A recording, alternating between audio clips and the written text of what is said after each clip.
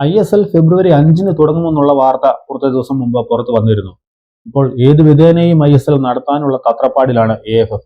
കാരണം ലീഗ് നടന്നില്ലെങ്കിൽ അവർക്ക് മുട്ടൻ പണിയാകും ലഭിക്കുക. അതുകൊണ്ട് തന്നെ ചെലവ് കുറച്ച് മത്സരങ്ങൾ കുറച്ച് ഉള്ള ഒരു ലീഗിന് വേണ്ടിയാണ് അവർ ഇപ്പോൾ ശ്രമിക്കുന്നത്. കേവലം 15 മത്സരങ്ങൾ മാത്രം കളിച്ചാൽ ഒരു ടീമിന് ചാമ്പ്യന്മാരാകാവുന്ന രീതിയിലാണ് ഇപ്പോൾ മത്സരങ്ങൾ അവർ അറേഞ്ച് ചെയ്യുന്നത്. 14 ടീമുകൾ 2 ഗ്രൂപ്പുകളിലായി 7 വീതം ടീമുകൾ.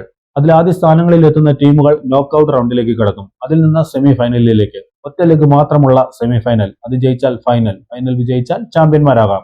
അങ്ങനെ ഒരു ടീമിന് മാക്സിമം 15 മത്സരങ്ങൾ മാത്രം. ഇങ്ങനെ ഒരു ലീഗാണ് ഇപ്പോൾ AFF ശ്രമിക്കുന്നത്. ഇനി വേദിയുടെ കാര്യത്തിലാണെങ്കിലും പഴയതുപോലെ ഹോം എവേ രീതിയിലായിരിക്കില്ല മത്സരങ്ങൾ. 1-2 വേദികളിൽ വെച്ച് മാത്രം മത്സരങ്ങൾ നടത്താനാണ് അവർ തീരുമാനിക്കുന്നത്. മിക്കവാറും ഗോവ, കൊൽക്കത്ത എന്നിവിടങ്ങളിലായിരിക്കും മത്സരങ്ങൾ നടക്കാൻ സാധ്യത. അപ്പോൾ ഈ ഒരു ഫോർമാറ്റിനോട് ടീമുകൾ താല്പര്യം പ്രകടിപ്പിച്ചിട്ടുണ്ടെങ്കിലും കൊമേഴ്ഷ്യൽ പാർട്ണർമാരുടെ കാര്യത്തിൽ ഇതുവരെ തീരുമാനമൊന്നും ആയിട്ടില്ല. സ്വന്തം ഗ്രൗണ്ടിൽ മത്സരങ്ങൾ നടന്നാലേ ഏതൊരു ടീമിനും പ്രയോജനമുള്ളൂ. സ്പോൺസർമാരിലൂടെയും ടിക്കറ്റ് വരുമാനത്തിലൂടെയും ഒക്കെയാണ് ടീമുകൾ പിടിച്ചു നിൽക്കുന്നത്. എന്തായാലും ലീഗ് നടക്കാതിരിക്കുന്നതിലും ഭേദമാണ് ഇങ്ങനെയെങ്കിലും ലീഗ് നടക്കട്ടെ എന്ന് ആരാധകർ വിചാരിക്കുന്നത്.